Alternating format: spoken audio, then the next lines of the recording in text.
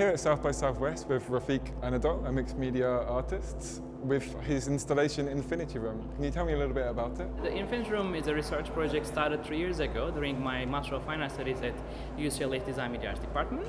And the idea was colliding media arts and architecture to create an alternative reality space. And the first exploration was using this 12 feet by 12 feet cubicle area by using 4-channel projection, accompanying with 7 algorithms, creating several alternative reality experiences. Can you explain from start to finish what happens? You queue up and then what happens? The first experience is there is no floor, the feeling of anti-gravity, and there is no ceiling. What happens if there is no ceiling? And in time, the deprivation of space is becoming much valid because you somehow start to lose your space perception and you start to lose your, what if there's no corner, what happens there's no gravity.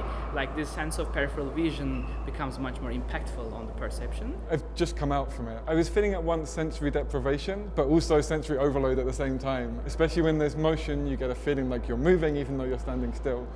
How do you create that with light and with mirrors? But at the surface, it's super simple particle animation that just covers our peripheral vision. The room is fully encapsulated with the visuals, so there is no way you can escape from the alternative reality, and that's why these lucky moments are happening. Yeah, I know you've worked with VR and you've done some experimentation. Why is this necessary when you have VR now? We have so many opportunities in the physical world that we never finished exploring. And the more I think we can research these alternative spaces and realities by using media and architecture, we can completely create much more potential experiences that have never been touched before.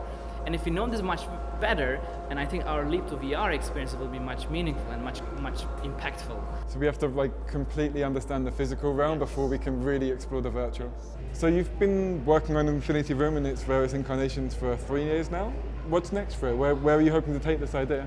The next point is I'm luckily collaborating with Google's Artist and Machine Intelligence team as an artist in residence.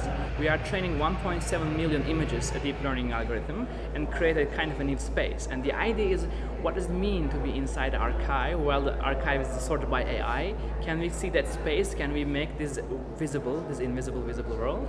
And probably the next space is literally going behind the scenes of AI and see that space. Sure, inside a neural network, as it were. This sounds incredible. Forget about brand activations, forget about tech. This is what South by Southwest is about, exciting stuff that is only going to get better as people work on it and get feedback. And thank you so much for your time and for letting us experience that. Thank you so much. Thanks.